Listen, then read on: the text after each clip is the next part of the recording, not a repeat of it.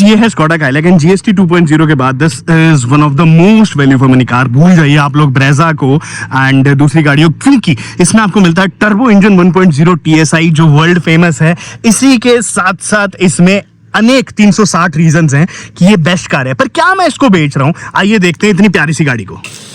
तो चीजें घर पे ऐसी रख रखी है सारी, अपनी रॉयल एनफील्ड होगी, फिर ये अपनी स्कोडा काइलैक होगी। बहुत सारे लोग पूछते कहाँ है बेच दी स्कोडा काइलैक क्या। पहले तो आप सभी को हैप्पी दिवाली। और ये रही अपनी महिंद्रा थार, ठीक है, ये गाड़ी दिख रही है, बहुत प्यारे इस गाड़ी से। और ये है अपनी स्कोडा काइलैक। और एक अपडेट और दे दूँ आप लोगों को छोटा सा, ये तो बताऊंगा इसको बेच रहा हूँ, क्या कर रहा हूँ मैं, क्या नहीं कर रहा है। घर पे हम लोगों ने दिवाली की लाइटें लगाई हैं, तो घर कैसा लग रहा है लिख के बताऊँगा, ठीक है। ये खड़ी रहती हैं, अगर आप लोगों को प्यार हुआ बहुत जल्द हम एक नई गाड़ी मिल जाएंगे। और इसी के साथ साथ एक बार नीचे देख लेता हूँ मैं, कोई डॉगी वगैरह बैठा हो नहीं बैठा हो। कई बार ना छोटे छोटे डॉगी जो हैं वो बैठे रहते हैं। चलो अब चलते हैं, अनलॉक कर लेते हैं अपनी स्कोडा काइलैक को, मॉडिफिकेशन वगैरह भी दिखाऊंगा और सारी बातें बताऊंगा। बहुत सारे लोग ऐसे कह रहे थे कि, एक मैंने कमेंट पढ़ा उसमें कहा कि ये बंदा कंटेंट के लिए गाड़ियाँ खरीदता है फिर बेच देता है, और ऐसे लोगों को फॉलो करो जो एक्चुअल कंटेंट बनाते हैं, इन जैसों को मत करो। तो देखो, कमेंट करने वालों को मैं एक चीज़ बता दूं, जिमनी में मैंने 10 लाख रुपए का लॉस सहा था, ठीक है। और बहुत सारी गाड़ियां हैं जिनमें मैं कई लाखों का लॉस है सहता हूँ। तो इतना आसान है अगर ये लॉस सह के कंटेंट बनाना, तो मैं कहता हूँ आप लोग भी बनाओ, आप लोग बनाओ। मैं चाहता हूँ कि मेरा हर भाई ग्रो करे, सिर्फ कमेंट ना करे, आप भी लॉस, और मैं कहूँ आपको लॉस भी ना मिले, ठीक है। खैर बात करते हैं स्कोडा काइलैक की, कितनी चलाई, क्या कुछ हुई है। तो सबसे बड़ा रीजन जो मैं आजकल गाड़ी नहीं चलाता स्कोडा काइलैक अपनी ये वाली, एसी ऑन कर लेता हूँ, एसी इसका बहुत देर में ठंडा करेगा। हाँ, एक चीज मैं नहीं चलाता वो ये है, हमारी ये महिंद्रा थार खड़ी है, ठीक है। इसकी वजह से मैं कहता हूँ मुझे इस जैसी कोई गाड़ी नहीं मिली आज तक। मैंने कितनी गाड़ी चला ली और मैंने दोस्तों की भी चलाई है। मैं ये तक कह रहा हूँ कि मेरे कुछ दोस्त हैं उनके पास फॉर्च्यूनर तक जैसी गाड़ियां हैं, मुझे ये वाला फील नहीं आता। ऐसे फॉर्च्यूनर वाले कहते हैं कोई भी गाड़ी चला ले उन्हें फॉर्च्यूनर जैसा मजा नहीं आता, तो मुझे थार जैसा मजा नहीं आता। और maybe this is the reason कि मैंने अपनी थार को नहीं बेचा और आज वो 90,000 किलोमीटर चल चुकी है। खैर बात करते हैं स्कोडा काइलैक की। तो हाँ, मैं इस गाड़ी को जरूर बेचूंगा, और मैं ये नहीं कह रहा मैं आज बेचूंगा कल बेचूंगा। क्या क्या रीजंस हैं उसको बेचने के, क्या रीजंस नहीं हुए बताऊंगा आप लोगों को। चलो चलते हैं, चलते चलते मैं आपसे बात भी कर लूंगा और थोड़ा भिवानी पे आप लोग देख लीजिएगा। देखो भाई, गाड़ी जो है अपनी, अगर मैं ड्राइव बताऊं तो ऑलमोस्ट 12,124 किलोमीटर के आसपास हो चुकी है। अब या तो इसका 1 साल हो जाता जब मैं इसे सर्विसिंग पे ले जाता, या फिर ये 15,000 किलोमीटर चल जाती। तो अभी भी ये 3,000 किलोमीटर बची हुई है इसकी सर्विसिंग पे जाने को। तो सर्विसिंग तो अभी ऑब्वियस सी बात है इसकी नहीं हुई है, ठीक है। माइलेज 10,000 किलोमीटर के बाद माइलेज इंक्रीज होनी चाहिए थी, ऐसा वो था कि हाँ 10,000 किलोमीटर के बाद माइलेज इंक्रीज हो जाती है। तो मैं बताऊं ये सब मिथ है, कोई 10,000 के बाद आपकी जो माइलेज है वो इंक्रीज नहीं होती। स्टार्टिंग में भी इतनी ही आ रही थी। अगर मैं भिवानी की बात करूं, एक बार बेल्ट भी लगा लेता हूं, तो बेसिकली ये तो एक वहम है कि 10,000 किलोमीटर के बाद माइलेज आपकी गाड़ी की सही हो जाएगी। इन केस अगर आपको कोई भी गाड़ी लेते हुए उसी टाइम समझ में आ जाती है कि आपकी माइलेज इंक्रीज नहीं हुई, तो आप ये अपने दिमाग में डाल लेना कि वो बाद में भी नहीं होगी। एक चीज जो 10,000 वाला फैक्टर कहाँ से आया वो बताता हूँ। बेसिकली जब आप कोई गाड़ी लेते हो तो उसके इंजन में फ्रिक्शन बहुत ज्यादा होता है, और जो फ्रिक्शन होता है, हाँ मैं ये नहीं कहता कि आपकी जो गाड़ी है वो बिल्कुल फर्क नहीं देगी, बट 1,000-1,500 किलोमीटर बाद ही जो फ्रिक्शन है वो नेग्लिजिबल पॉइंट पे पहुंच जाता है। तो आपको उसी टाइम से माइलेज जो है एक स्टेबल देखने मिल जाएगी। 10,000 किलोमीटर वाला चोचला जो है कोई ऐसा नहीं होता बेसिकली, एटलीस्ट जर्मन कार्स में तो नहीं होता, और आजकल की मॉडर्न कार्स में नहीं होता। अब देखो, हाँ माइलेज की बात करता हूँ, मेरे को क्या इस गाड़ी में कोई इशू आया है क्या नहीं आया, और मैं क्यों इसको बेचने पे आऊंगा। सबसे पहले देखो भाई, पिकअप में कोई भी वो नहीं है, this car is super responsive. और मैंने अभी इसको जो है, मैंने आपको अपनी पिछली वीडियोस में बताया कि मैंने इसमें ये पैडल शिफ्टर लगवा रखा है, बेसिकली थ्रॉटल कंट्रोलर लगा रखा है, एंड दिस इज फ्रॉम आहा नेक्स्ट क्रूज है। ये वाली चीज काफी ज्यादा हेल्पफुल रहती है। एक बार बंद कर देता हूँ इसको। तो ये जो है मैंने बेसिकली पैडल शिफ्टर लगाया। अभी करता क्या है, मैंने ना इसको इसमें इकोनॉमी मोड में चला रहा हूँ। मैं इसको ले आता हूँ एक बार डायरेक्टली अपना जो ये पावर वाला मोड है या परफॉर्मेंस वाला मोड है, ये देखो मैं इसको ले आया परफॉर्मेंस वाले मोड पे, एंड जैसे ये परफॉर्मेंस वाले मोड पे आ जाता है उसके बाद तो ना अलग ही मौसम है। एंड आई एम सॉरी अगर आपको इंजन की आवाज ना रही हो, बट वो एक जो रोरिंग साउंड है ना इंजन की, वो समझ में आती है कि द कार इज रोरिंग, मतलब रोर कर रही है, रो नहीं रही, रोरिंग। ऐसे ऐसे लोग भी आपको मिल जाएंगे। दिवाली का टाइम है, खैर हमें किसी का दिन बुरा नहीं करना, हमें ना अपना दिन बुरा करना है, इसलिए हम सीधे से रास्ते चलेंगे। तो ये चीज़ का मैं प्रमोशन अभी नहीं कर रहा, मैंने एक डिटेल्ड वीडियो बनाई है, उसमें मैंने डाल दिया है कि मैं इससे कैसे कुछ है। तो मैं अभी इसको अपना सिंपल मोड में चला लेता हूँ, जो सिटी मोड अपना स्टॉक मोड है बेसिकली। क्रूज इससे चालू हो गया था, मेरा कहने का मतलब ये है कि हमारा जो क्रूज है वो इससे चालू हो गया था, तो बेस मॉडल में हमने क्रूज करा लिया था। अब बात करें कि माइलेज पर्सपेक्टिव से 1% भी मत लेना इस कार को, you guys will definitely regret. Reason बता रहा हूँ, पहले देखो मेरे पास ये गाड़ी रहती थी, मैं तो देखो एकदम फ्लोर करता हूँ और ये गाड़ी भागती है, तो मेरे को तो इस चीज की वैल्यू है, मुझे समझ में आती है इस पॉइंट पे गाड़ी चलानी। बट सेम अगर मैं मेरे पापा को बोलता हूँ तो पापा को नहीं चाहिए यार ये मतलब ये पावर वगैरह की एकदम से वो पंजा रखे। हाँ, उनको एक मारुति भी अगर एक पावर दे रही है वो भी उनको अच्छी लगेगी, और एक जो थार दे रही है वो भी अच्छी लगेगी। तो बेसिकली जो अगर इंसान जो है वो अगर गाड़ी को फ्लोर यानी कि एकदम पंजा रखते ही नहीं है, तो उनको ना इन चीजों से फर्क नहीं पड़ता कि आपकी गाड़ी जो है कितनी तेज भाग रही कितनी नहीं। इन द एंड एक परिवार को या फैमिली मैन को जिस चीज की कदर होती है वो होती है गाड़ी की जो मेंटेनेंस कॉस्ट है या माइलेज वगैरह जो है वो क्या कुछ है। एंड माइलेज के मामले में पापा ने मेरे को कई बार कहा कि यार देख माइलेज तो इसकी कम है, हम कुछ भी कहें। हालांकि पापा को ज्यादा नहीं होता, वो सिर्फ लगा लो आप भिवानी में ही लेक्चर है, गवर्नमेंट लेक्चरर, तो उनको पास ही पास जाना होता है। बट अगर एक इंसान जिनको एक दिन में शायद से 10 या 20 किलोमीटर गाड़ी चलानी होती है, 10 भी नहीं शायद, ये भाई देखिए आप लोगों ने क्या गजब भागी है। तो ये तो स्कोडा है ही, और 1.0 लीटर 3 सिलेंडर TSI इंजन है, वो इतना बवाल काट रहा है। मेरे पे ये ब्रेजा भी थी अपनी है, पर Brezza is not a fun to drive car, this definitely is. तो हाँ, ये चीज़ है कि देखो ये इंजन काफ़ी अच्छा है। माइलेज पर्सपेक्टिव से मैंने आप लोगों को पहले दिखाई थी कुछ लोगों को कि 19-20 या ऐसी कुछ माइलेज दे रही है गाड़ी, तो वो बहुत हाईवेज पे चलाने के बाद थी, टोटली हाईवेज का था वो। एंड उसको आप रोजमर्रा की जीवन में तो मत काउंट करना। अपार्ट फ्रॉम दैट देखिए ड्राइविंग इसकी इतनी बढ़िया, देखो मैं आपको देखूं, ये देखो कट कर करके कहीं से भी, ये देखो कहीं से भी ले जा सकता हूँ, और मुझे एज सच कोई भी इशू नहीं आ रहा है इस कार को ड्राइव करने में। This is what makes sense driving a Skoda. तो ऑब्वियस सी बात है पापा ये वाली ड्राइविंग तो नहीं करेंगे ना, उनको ये वाली ड्राइविंग नहीं करनी। तो अब देखो बात करते हैं कि अब हम एक चीज़ ले आए कि अभी जब से GST 2.0 आया है, ठीक है, उसके बाद से स्कोडा काइलैक जो है उसके प्राइजेस में भारी गिरावट हुई है। और मेरी किस्मत तो ऐसी कुछ है, अभी मैं एक बार कहीं पे लगा लेता हूँ गाड़ी, फिर आपसे मैं ज़्यादा खुल के बात करता हूँ एक बार। बहुत सारे लोग ऐसे कहते हैं कि सिर्फ पॉजिटिव्स ही बताते हो गाड़ियों के नेगेटिव। भाई आज नेगेटिव्स ही नेगेटिव्स ले लो, ठीक है। नहीं मैंने गाड़ी इसलिए ली है, मतलब इसके लिए नहीं कि मैंने गाड़ी ले ली है तो इसका मतलब नहीं कि इसमें कुछ नेगेटिव्स नहीं होंगे। ऑब्वियस सी बात है, हर एक कार्स के अपने ही कुछ प्रोज एंड कॉन्स होते हैं, अनेक विशिष्ट।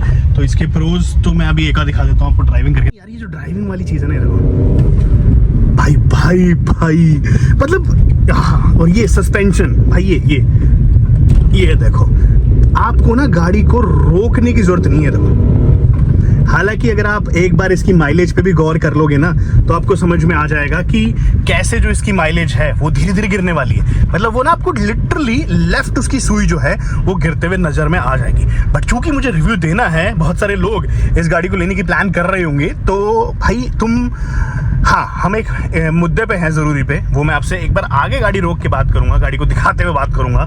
अगर मौसम देखो अभी 5:39 हो रखे हैं, तो अगर इन केस ये जो अपना एनवायरनमेंट है ये सही रहा तो ये ना बम्पी रोड हैं बहुत सारे, और कंफर्ट में गाड़ी जो है आज भी वैसी है जैसी डे 1 पे थी। यूजुअली होता है कि ओवर द टाइम जब आप गाड़ी को थोड़ा सा यूज़ करते हो तो उसके बाद जो हम उसके सस्पेंशंस की बात करें, हम ऐसी कोई बात करें, तो वो जो है ना गाड़ी आपकी थोड़ी सी स्टिफर साइड पे चली जाती है। इसके साथ एज सच कोई इशू नहीं है। द गियर शिफ्ट्स थोड़े से अभी भी वे जर्की हैं। 10,000 किलोमीटर के बाद ऐसा था कुछ कि ये जो गियर शिफ्ट्स हैं इसके बोले गए थे कि सही हो जाएंगे, बट नहीं। एक जो मक्खन मलाई वाले शिफ्ट्स होते हैं ना, वो वाले शिफ्ट्स अभी भी नहीं है। ये देखो अटका ना यहाँ पे, ये देखो अटका है, ये देखो अटक रहा है, अटकते हैं इसके गियर्स, 100% अटकते हैं। यू विल फील कि मेरी थार है वो 2200 सीसी है, that's a diesel car, and obvious सी बात है, यू गाइस नो कि डीजल गाड़ी है तो डीजल कार्स के जो हैं ऑब्वियस सी बात है, मतलब कंपेरेटिवली बड़ी गाड़ियाँ जो होती हैं उनके गियर शिफ्ट थोड़े से हार्डर साइड पे रहते हैं, बट वो इससे सॉफ्ट है। तो ऑब्वियस सी है कि I don't know with every Skoda this is available case ये वाला है कि नहीं है कि भाई हाँ सब में आपको गियर शिफ्ट हार्ड लगेंगे। Telling about the clutch, that's deep. आप आपको अंदर बहुत प्रेस करना पड़ेगा, ये देख सकते हो बहुत अंदर प्रेस करना पड़ेगा। And if you are little bit short height, छोटी हाइट है आपकी, तो दैट डीप गियर वाली थिंग विल डीप क्लच वाली थिंग जो है आपको, clutch, I am sorry, I was talking about clutch, तो डीप क्लच वाली जो चीज़ है वो आप लोगों को बॉदर कर सकती है कि हाँ द क्लच इज डीप, अंदर है काफ़ी, तो वो आपको अंदर की साइड ही लगाना पड़ेगा। अगर आपकी हाइट इट्स मोर देन 5'6", 5'7", तो इतना ज़्यादा बॉदर नहीं करेगी, बट हाँ छोटी हाइट वालों को थोड़ा सा दिक्कत ज़रूर आ सकती है। हम लोगों ने थोड़ी सी फ्लोर कर ली है गाड़ी यहाँ से, और भाई विद इन नो टाइम 100 छू रही है। हालांकि इसकी इकोनॉमी इसकी ऐसी बवाल गंदी होने वाली होगी, बट यू सी दिस, ये देख रहे हो भाई, ची चाचू कट, ये वाले कट क्या गजब है। तो देखो प्रैक्टिकली अभी हम बात करेंगे आपसे एक चीज़ के बारे में, जीएसटी रेट्स भी आपको मैं लिस्ट लगा दूंगा यहाँ पे, ब्रेजा, वेन्यू और ये सारी, वो आपका पर्सनल ओपिनियन है, बट चूंकि अब मैंने गाड़ी चला ली है, मैं देखो ब्रेजा से तो इसको हर चीज़ में ऊपर मानता हूँ। बस ओनली थिंग अब मैं एक चीज़ बोल सकता हूँ कि ब्रेजा इससे 31 कहाँ पे निकल के आती है, वो निकल के आती है कि उसकी गाड़ी की रोड प्रेजेंसेस। तो हाँ, पर अगर हम इसकी बात करें, ये रोड प्रेजेंस के मामले में मात खाती है। इसमें मैंने एक रील भी डाली थी कि इस गाड़ी की रोड प्रेजेंस मतलब कंपेयर टू अदर राइवल्स काफ़ी छोटी लगती है। आप लोगों को ऐसा टाटा पंच वाली वाइब्स ये ज़रूर दे देगी। तो रोड प्रेजेंस के मामले, और चूंकि मैं हूँ फ़ैन ऐसी गाड़ियों जिनकी रोड प्रेजेंस अच्छी होनी चाहिए, लाइक मैं स्कॉर्पियो को बहुत अच्छी गाड़ी मानता हूँ, ऊँची है वो चीज़ है, मेरा पर्सनल पर्सपेक्टिव है, आप इससे ना भी कर सकते हो कि ट्रक ले लो भाई। तो यार देखो वो चीज़ है ना कि चलिए छोड़िए मेरे उदाहरण कहीं पर थोड़े से डीप डाउन हो जाते हैं। तो हाँ, अब हम बात करते हैं कि मैं हूँ रोड प्रेजेंस प्रिय इंसान, तो मुझे रोड प्रेजेंस तो बॉदर करती ही है बहुत ज़्यादा। अब मैं एक बार एक जगह ढूंढता हूँ जहाँ मैं इस गाड़ी को लगा लूँ। यूजुअली मैं यहाँ जाके वीडियोस बनाता था, बट आई डोंट नो सरकार ने क्यों बंद करवा दिया, but what ever it is, हम लोग चलते हैं, कहीं पर तो जाएंगे। ये रास्ता आ गया। अब एक बार आप गाड़ी की परफॉर्मेंस देखो, गजब यार, यू सॉ दैट, एंड पीछे देखना कितना ज़्यादा हुआ है। तो दिस इज़ व्हाट मैं यार ये मिस करता हूँ, आई फील कि ये परफॉर्मेंस तो बहुत कम गाड़ी मिलती है। अब चलिए एक बार आपको थोड़ी सी इसकी भगाने का भी दिखा दें। जैसे मैंने आपको पहले बताया था कि देखिए ये लुक्स हैं, और मैंने इसमें ना काफ़ी सारा काम वगैरह भी करा रखा है। एंड हाँ, आप लोगों ने नंबर नहीं देखा होगा, तो अपनी गाड़ी का जो नंबर है वो है HR16AE 6793, ये नंबर आया है इसका। कोई मैंने इस पर VIP नंबर नहीं लिया, ऑब्वियस सी बात है। अगर मैं अपने इसको मेरे को कंटिन्यू रखने का प्लान होता तो इसमें एक नंबर आता जो कि मेरी थार पे भी है, HR6Z6161, बट चूँकि मेरे को रखना ही नहीं है इस गाड़ी को ज़्यादा, तो मैंने वो नहीं करा। हाँ, अब बात कर लेते हैं लुक्स की। तो देखिए लुक्स में एज सच तो कोई दिक्कत नहीं लगेगी आपको, इस गाड़ी में दिखने में भी ठीक है और सारी चीज़ें हैं। एंड स्कॉडा फेमस ही इस चीज़ के लिए है कि उनकी जो गाड़ियाँ हैं ना इतनी ज़्यादा बल्कि नहीं रहती। दे मेक लिटरली ऐसे ना, थोड़ी सी आप लोगों को स्लाइटली इनकी गाड़ियाँ जो है छोटी दिखेंगी compare to similar segment cars. अगर हम बात करें ब्रेजा, तो ब्रेजा भी जो है आप लोगों को इससे थोड़ी सी बड़ी दिखेगी। वेन्यू की बात करूँ, वेन्यू बड़ी दिखेगी, बट हाँ काइला कहीं ना कहीं छोटी। अब GST 2.0 के बाद इस गाड़ी का जो बेस मॉडल है उसमें एक शोरूम में ही 36,000 रुपये तक का प्राइस कटा है। एंड अगर मैं ऊपर वाली गाड़ियों की बात करूँ, तो ऊपर जो अगर आप देखोगे उसमें और भी ज़्यादा आप लोगों को अप टू 70-80,000 तक के जो बेनिफिट्स हैं वो देखने को मिल गए हैं इस गाड़ियों में, ठीक है।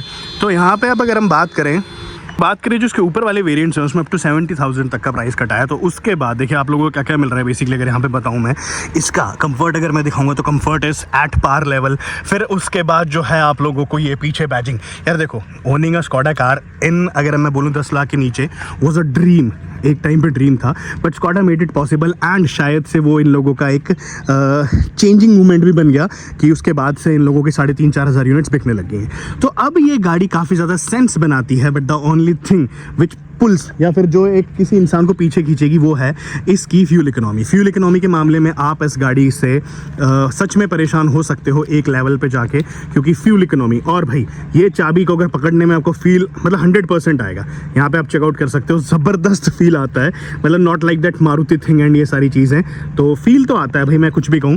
पर बस मैं लास्ट में यही कहना चाहूँगा कि फ्यूल इकोनॉमी अगर आपको बॉदर नहीं करती है तो you can obviously go with this car. गजब लगी गाड़ी तो लिख के बताएगा। और हाँ, मैं बेचूंगा नहीं बेचूंगा, तो अगर मेरे को इस गाड़ी को बेचना होगा, उसके पीछे सिर्फ इकलौता रीज़न होगा बेचने का, वो है कि वो रीज़न होगा कि मैं जो है ऑब्वियसली यार एक ट्रैक्टर आया था इसलिए थोड़ी सी पोजीशन चेंज कर दी मैंने। हाँ, तो ऑब्वियस सी बात है कि इस गाड़ी को बेचने का रीज़न अगर रहेगा तो रहेगा कि इधर या तो मैं किसी SUV पे जाऊंगा, बिकॉज मेरे घर पे सब परिवार को SUV पसंद आती है। एंड ब्रेजा या देखो मैंने थार कब ली थी 2022 के आसपास ली थी, 2023-22 के बीच में, तब से वो गाड़ी है। तो हम लोगों ने एसयूवी नहीं बेची है। तो the only reason if I will sell this car is कि मैं कोई अपग्रेड करने वाला रहूँगा एसयूवी। अपार्ट फ्रॉम दैट इस गाड़ी में फ्यूल इकोनॉमी जो मेरे को इतनी फ़र्क नहीं पड़ती, उसके अलावा कोई भी ऐसा रीज़न नहीं है कि इस गाड़ी को बेचना चाहिए। बाकी हाँ, AC वगैरह का अगर आपको इशू लगता है तो इंडिया में मैंने इस गाड़ी को 45 डिग्री पे भी चला लिया, कि 45 डिग्री टेम्परेचर पे भी हमने इस गाड़ी को चला लिया, 45, 46, 47 तक भी गया था आई गेस। उसके बाद भी मुझे एज सच कोई इसमें इशू नहीं आया। तो फ्यूल इकोनॉमी वगैरह वाली चीज़ें हैं वो अफवाहें ही हैं, उन पे आप ट्रस्ट भी नहीं करोगे तो भी चल जाएगा।